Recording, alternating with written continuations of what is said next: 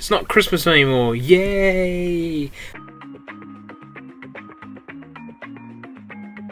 Well, since I probably spent it drunk, I thought, because two of us definitely are big fans of the show, Nick and I have decided to break the rules and give you something that truly speaks from the heart. Welcome to my Time Agent review.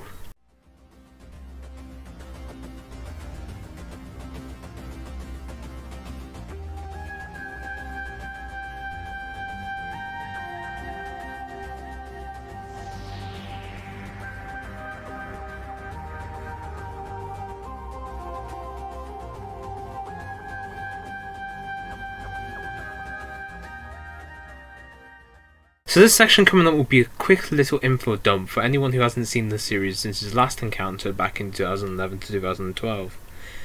Time Agent is a fan series that was created in 2008 by Billy Treacy and Jaime Carroll, who also provide writing, directing, producing and acting roles on the series. The series is based around the events around Time Agent Liam and his team as they battle to save their future through the past. There were 3 series released between 2008 and 2012, totaling 21 episodes. The first series was filled with 6 episodes, even though there is a missing short, followed by 3 specials that led on to another 6 episodes for the second series, culminating in another 6 for the third series. The reason why I'm reviewing the series now is because of the return of the series with its 4th iteration, entitled Divinity. I wanted to give my thoughts on the prior series to get them out of the way. Oh, and before you ask, this is not a rip-off of Richard B. Brooks' review of Time Agent from Family Food Fans from 2012, because that video is from 2012 and I feel as much over the years my opinion has changed since then and that video. The Time Agent team begin their revenges as Liam gains a new member for having to face them against the Chainsaws. It works very well for being a pilot for the series, however it is aged poorly. The writing and acting seems very improvised, which lets the episodes suffer as it doesn't have a continuity. This is definitely where the series feels like it's most Doctor Who. The established team are set out to stop an invasion of robot flies. Unfortunately, the second episode isn't a big improvement over the first. The acting seems to be improved a little. It does seem like the team is starting to become a team, but the episode is like the first is aged poorly, but it does seem like the series is heading more into a tortured vibe than the Doctor Who one that it occupied in the first episode. With some of his team caught in a trap, Dan sets out to find the kidnapped team.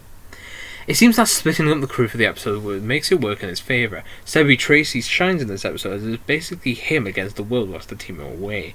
It does also break the formula that I felt was dragging the first 2 episodes of the series down. Overall, the episode is well done and show the future for Sebastian and Dan in the series. With Liam absent, how will the rest of the team respond to a new alien threat? This episode shows a lot of nostalgia for me in particular, as the episode sort of has a childhood battles Doctor Who episodes to it. The team work particularly together despite their age, as it is obvious that the actors can work well without a main star. Also, a nice touch in placing the Monster of the Week as reference to Leland Free Generation, as that series holds up as being the distinction of being the first videos I ever actually watched on YouTube. The team become disbanded in the last episode, but can Liam put things right again? And just what is waiting inside the Mortis Code? Weirdly enough, this is the shortest episode of the whole series, yet I feel like it packs a lot of good material in the episode, with being an aftermath of after losing one of the members in the last episode. A lot of the story actually picks up in this episode, perhaps a positive how Jaime Carroll has probably included some of the story to the series to make it feel less aimless, which is an improvement as how he has the power to actually make a really good cliffhanger with the first appearance of the future co-star turned to main, Agent Mortis. The team discover they're in the utmost danger as the evil Agent Mortis sets out to pick each member off one by one. With the dawn of war on his footsteps, Liam's reality will reach an earth-shattering conclusion. A rather good finale, made better by it being cleverly scripted and acted by Jaime Carroll, who takes the character of Agent Mortis as an unstoppable machine to heart. Billy has his weakest episode here as he overacts and can't act properly against Jaime and the others. The battle at the end is rather weird, with it going in all directions and leaving the series on a cliffhanger, which doesn't really work.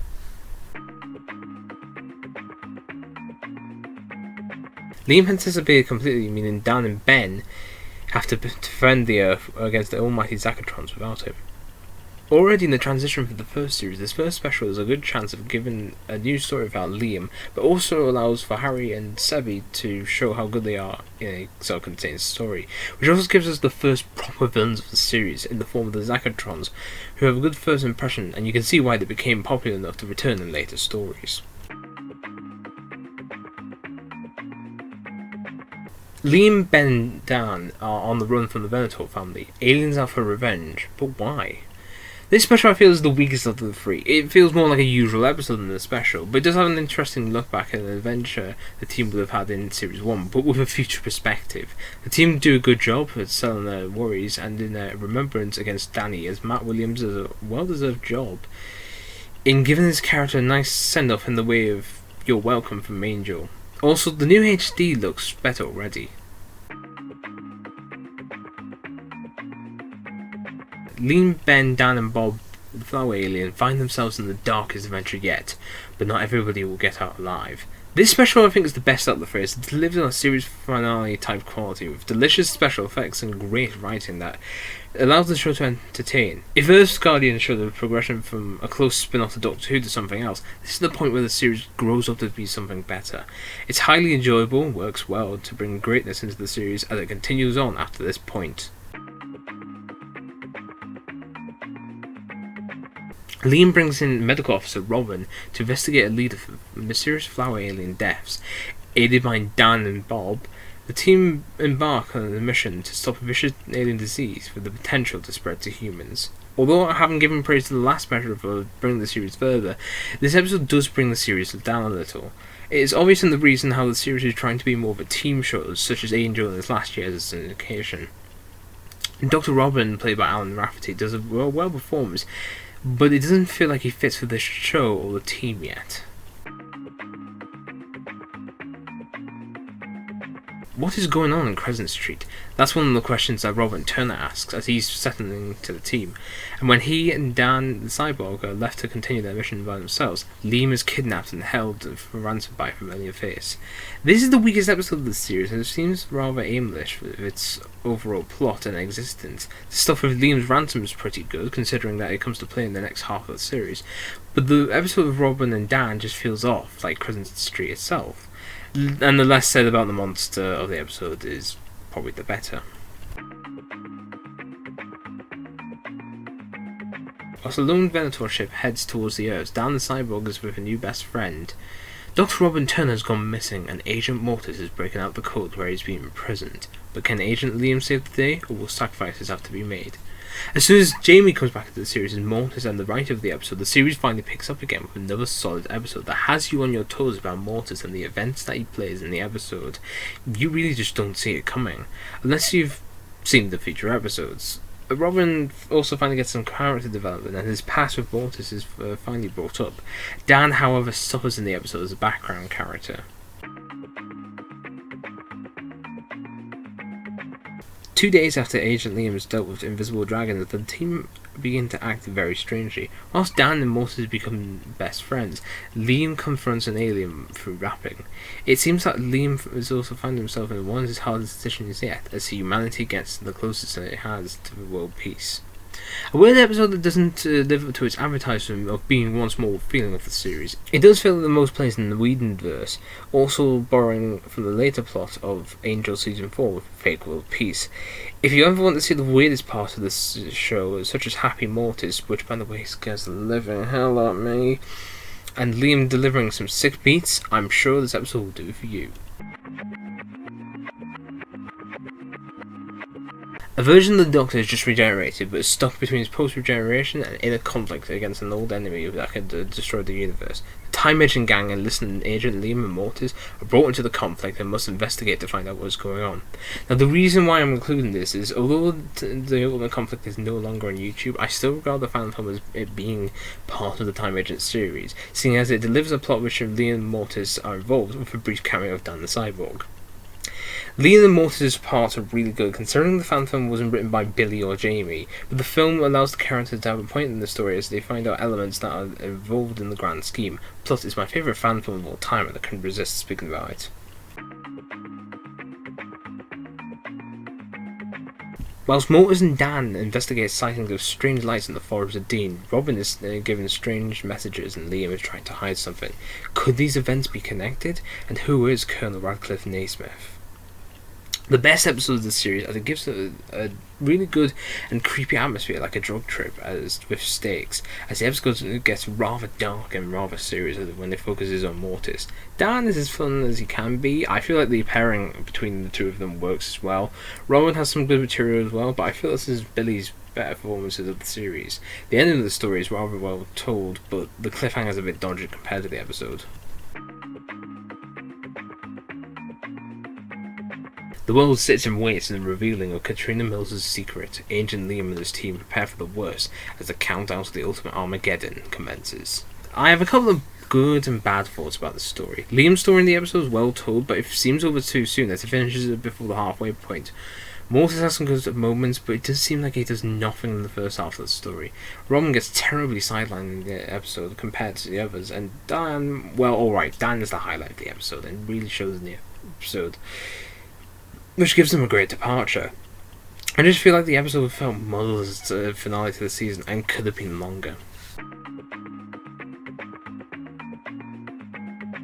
Liam steps out of the shadows to confront an old friend. Mortis is hell-bent on succeeding in his mission, and Dr. Robin Turner is hiding secure and safe. An enemy is watching and waiting to strike, and the clock begins to tick down towards Judgement Day. While Series 2 has some roots in fan film, Series 3 is what I call missed out event television. This beginning episode raises the stakes, giving Liam some starting off points for his role in the series, allowing him to fall by the end. What would get some interesting and funny stuff with Jackson Turner before getting involved in a great cliffhanger, and Robin does feel stuck in one place though, but I feel like he has an interesting part of the cliffhanger for himself.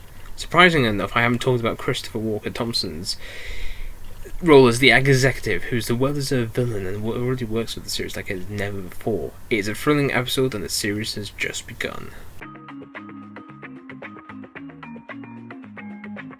Distressed and dismayed, Liam confronts the mysterious contact to help seek out his stolen friend.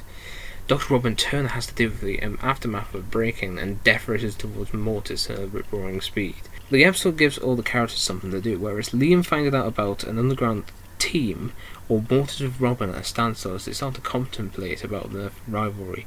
This is probably Chris's episode of the bunch, as we find out more about his character and how he becomes a relevant presence to the team. The things that makes all the characters ticks are all here, and they work up brilliantly in the continuation of the series. Robin Turner has finally got Agent Mortis at gunpoint and is ready to carry out his revenge as the revelation of who killed his team is finally revealed, and Agent Liam arranges to meet up with the contact once again to unravel the truth behind the conspiracy. The episode is a really good establishment episode as Mortis and Robin finally commend their rivalry and become allies in a time of need. However, in the grand scheme of moving the plot, it does very little, which is a nitpick of mine. But what saves the episode tremendously is the flashbacks, delivering on fantastic performances from Treacy, Carroll, John Granston, and even guest star Matthew Perks, which allows for more character development, and weirdly enough is one of those times where less is definitely more when looking at the episode. Mortis silently marches towards the Vision X Tower, ready to reap his revenge. Robin and Alec arrive in Cardiff as a ghost of the past awakens old memories. Journalist Scarlet Brooke begins to unravel the secrets of the executive, and Liam finally discovers who the mysterious contact is. Unfortunately, out of the series of greats, I'd have to say this one does falter a bit, but perhaps for being due to the story having to be squeezed into 6 episodes. So this episode, unlike the last, does do more stuff to progress with the story. However, it's on the side of Mortis than, say, Robin, again, who gets sidelined. Liam does get a great cliffhanger, and perhaps second guessing from a title of the episode, as he does change the episode in more ways than one.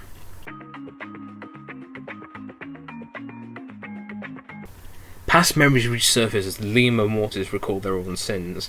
Robin and the team continue their journey to Dorchester, but will they all make it in time? The executive's master plan is in full motion, and the finale phase is nearing completion as Judgement Day is almost upon us. The best episode of Time Agent. And I don't say that often. This episode is magnificent in the plot, the writing, the dialogue, the performances get together as the episode again has no plot in the current timeline but delivers in flashbacks of its own. It's a shame we never got a prequel series to the show, as this episode shows how good it would have been if we did. The only shame I have in this episode is no Matthew Perks as Agent Obadiah, and the replacement they got for Katrina, who doesn't do a bad job, but it does pull me out of the episode knowing that it isn't the original actress and it isn't the original chemistry that they had. Judgement Day is finally upon us. Liam, Mortis and Robin battle the executive and its flower alien legion as they try to alter the timeline and change the course of human destiny. Our fate is in their hands. You know how I was saying about Best Kept Secret and needed more time? Well, Judgement Day needed a bit less. The extended length of the episode falters his pace, and I honestly feel put out by the episode as soon as we reach the 30-minute mark, and it just needed a bit of cutting down. Chris, the executive, goes down terribly. Liam's characters all over the place, so it just leaves with Mortis and the Robin to have the best moments in the episode as they try to stay calm in this mad-ring road. In ways, the series does feel like it's an ending, but it also feels like a new beginning, which confused me back when I watched it originally, but less confuses me now that we have a Series 4 coming out. As discussed in the video, Time Agent is a series that has delivered highs and lows throughout its original run. If I was recommended to a new viewer, then I'd watch from the beginning, perhaps skipping the early episodes of Series 1, and then watch along from the finale, as you'll be shown a series that progresses the levels, which I have mentioned missed for potential for TV drama in 2011. So have a go and spoil yourself fun with some popcorn and quality entertainment. Oh, and one more thing. I was Thomas Ian James, the defender of this planet.